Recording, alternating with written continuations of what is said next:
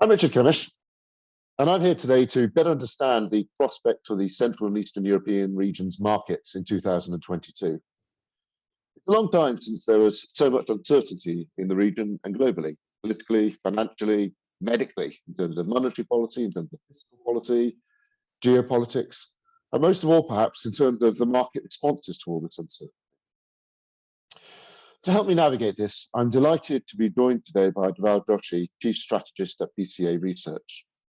Dhaval has been a Chief Strategist for many years, starting at Société Générale, RAB Capital, and now at BCA. Dhaval, thank you so much for joining me today. Can I just start off by asking, what do you think the major issues are going to be that are going to be driving markets in the CEE region this year? Well, thanks, Richard. Well, I think what's really interesting is that the issues that will drive the CEE region are actually quite similar to the issues that are going to be driving most developed economies, most economies, I could even say. And that's quite unusual. I mean, when we get to the start of the year and we say, look, what are the big questions we have to ask for any economy? They're pretty much the same questions. The questions will be, how is the pandemic going to resolve? Are we going to see further waves? And then we have the sort of associated questions of this very high inflation that we're experiencing. How transitory, temporary is it going to be? How is that inflation going to resolve? What does it mean for central bank policy? Doesn't matter where you are, whether you're in the UK, whether you're in Poland, Croatia, these questions are the same. And then the associated question is what does this mean for fiscal policy, for bond yields, and that is also going to be a big driver of equity markets, because I think that one of the reasons why equity markets have performed relatively well in a crisis is because you've had all this support, including relatively low bond yields in the face of very high inflation. That seems like a conundrum. So that conundrum has to be resolved. Is inflation going to come down, or are bond yields eventually going to go up? And that's going to be that will be a big determinant of what happens to markets, irrespective of whether you're in CEE or whether you are elsewhere in the world. With it's the same topics which are driving markets, driving performance. One of the key points about CEE investment, emerging markets investment in general, is it is a diversification. You're seeing that, because it's going to be the same factors, that we're going to have similar performance, we're going to lose some of that diversification? So I think that in the developed markets, you have lost a lot of the diversification, in the sense that the companies that dominate, say the US market or the UK market, the German market, they're actually international companies. They are multinational companies. So we think of Apple as a US company. In fact, it's actually a global company with sales pretty much diversified across the world. But I think in EM, you have less of that. You have less of that diversification by company. So the companies are much more exposed to the local economy. And then you have the sector distribution, which is also quite different in most CEE equity markets. They tend to be sort of more old economy focused. So you do get more diversification. And the second part of that is the economies themselves. They tend to be more diversified as well, and depending on the sort of particular speciality of that economy, the legacy of that economy. So you will still get diversification, but you may, because of the answer to the first question, which is that the issues are pretty much the same, whichever part of the world you're in at the moment. It might not, you might not get the same level of let's just say markets going in different directions as you've had in sort of previous years. That's the way I would answer that question. And I suppose to some extent that economies have gone through the last 2 years in quite different responses, quite heterogeneous in terms of growth patterns or inflation or monetary policy, and that's more the driver, understanding those. Yeah, I mean, what's really interesting is that if you think about GDP, or the economic performance over the last couple of years, you could say pretty much everyone's had the same experience, which you had that sort of big drop at the beginning of 2020 as we entered the sort of the first wave of the pandemic, and it was sort of panic stations, and economies were sort of shut down as we worked out how to deal with this virus. And then subsequent to that, there's been a really sharp rebound everywhere. So the overall shape has been quite similar. Big drop down in the V and then a rebound. But if you just look at the last few quarters or so, the numbers really depend on how deep that V was.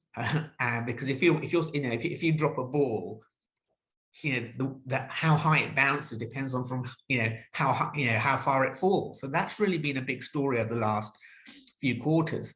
And so if you just looked at the last few quarters and said, look, we've got spectacular growth in economy X, Y, Z, you've got to put it into the context of the fall that came before it.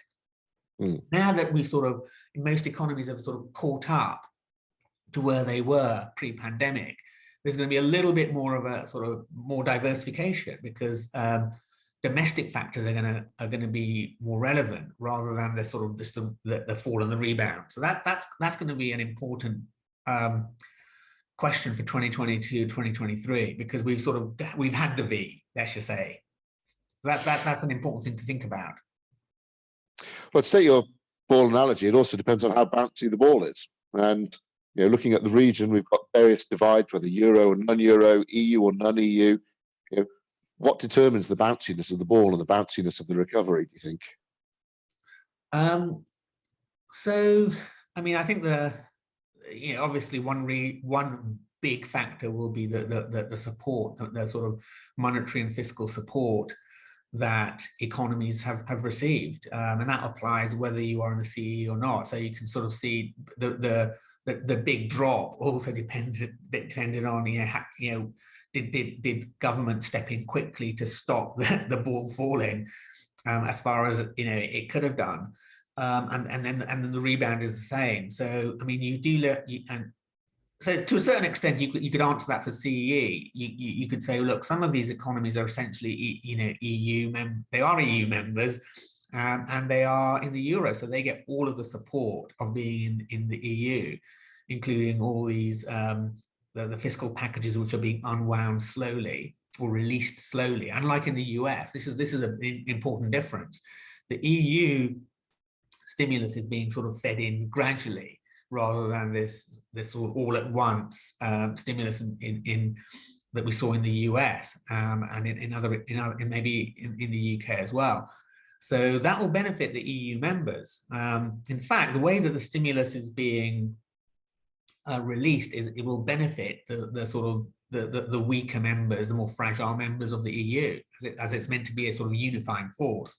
And then, of course, the second factor is the ECB, which is remaining the most patient, one of the most patient central banks in the face of this inflation surge that we're all experiencing. So so the one difference then, of course, is that the countries that are not in the euro will have different monetary policy, possibly tighter monetary policy.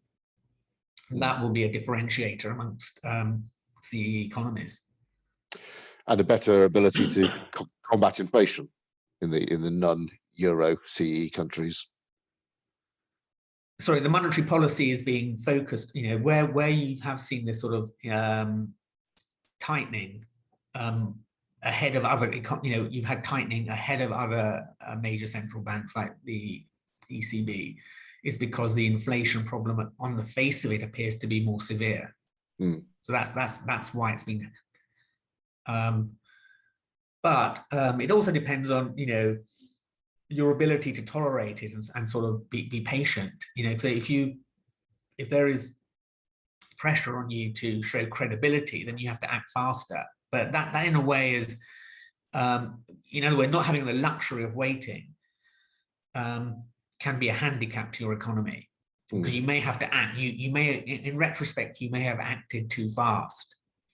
And that will turn out to be a mistake. That will, if that's the case, it will turn out to be a mistake, which will become apparent in 2022, 2023. Of course, one of the big determinants is the unknown. There are so many unknowns. We've seen that over the years. I don't want to start speculating on the various geopolitical scenarios that could happen. A lot of talk about Ukraine, for example, or oil prices could be significant. Who knows what the next big shock is going to be? Who's the most resilient? Yeah, so I think that that will depend on the nature of the shock. So if it was if the shock was escalations between Russia and Ukraine, then of course you have to say that the economies that are sort of in the orbit of the EU and in the euro are going to be more resilient within the CEE region. But we don't know what the shock. One interesting thing about shocks is that they occur much more frequently than most investors anticipate. So if and by a shock I mean anything like the pandemic or Brexit or Trump getting elected. Anything that I define as shock as anything that moves the long bond price by 25% in any major economy. So 25% is a big move one way or the other, and on this basis we've had 7 shocks this century, so 7 shocks in 21 years. So you're basically getting a shock every 3 years, a major shock every 3 years. So put it another way, in any 1 year, there's something like a 30% chance of a shock. We don't know, by definition, we don't know what that shock is going to be, but very few people or very few investors actually build in that relatively high probability, 30% of a shock. So again, which economies are most resilient? I mean, I would just say that it's in the CEE space. You'd have to say that the economies that get the protection of being in the EU and the ECB and all the stimulus that the ECB can keep putting into the economy, they are going to be the most resilient on that basis. Because I think the way the most resilient economies to the shocks are the ones that can respond with fiscal and monetary stimulus. But it is the unknown, the black swans. Yeah, preparedness for that. Yeah, that's right. They are sort of they are so-called unknown unknowns. But what's interesting is that in some sense they are known unknowns because we know the probability of them. So we know that if you have a sort of long enough investment horizon, let's just say you have a 10-year horizon, then you can be pretty sure that you're going to have at least one shock. The probability of having at least one shock is very, very high. It's about sort of 95%. And even in a 5-year horizon, we've done the calculation, it's around 81, 82%. So in a sense, it's known that if you have a long enough horizon, you're going to get a shock. So you need to prepare for it in you need to have some sort of hedge against that shock. And again, your question is which economies, markets are most resilient? That's another question you have to ask if you're a long-term investor. Just ask one final question. I think we've got time for one more question if we can, which is the latest shock, COVID. Does that still have the capacity to shock economies? Well, I think it still I wouldn't say it has the capacity to shock economies unless we've got a really sort of nasty sort of what I call a super variant, and that there is a possibility because of this sort of virus mutates like crazy. So you could have this sort of a mutation that becomes a sort of really, really nasty super variant. So that would shock. That would have the capacity to shock. But more likely, the COVID is going to become like the flu. It's going to become an endemic disease. And on the one hand, you can say that's good news because the flu, we're used to the flu, we cope with the flu. So that is good in a way. We just sort of live with it. What sort of one thing to bear in mind that it will still disrupt the economy. So it's good news in the sense that we're used to the flu. We know how to cope with the flu. The problem is we'll now have 2 flus rather than 1 flu.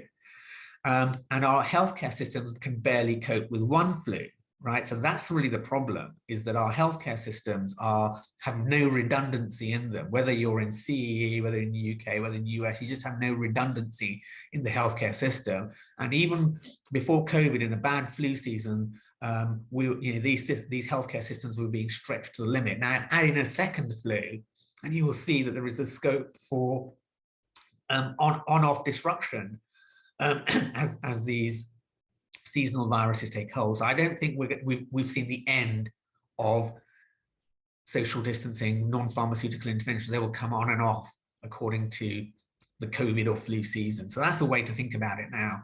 But overall, I think we have learned to live with it, and that's good news. Nice to have some good news. I think one thing we can say is it's going to be an interesting year in the region. Well, Joshi, thank you so much for joining us today. My pleasure. Thank you. Bye-bye.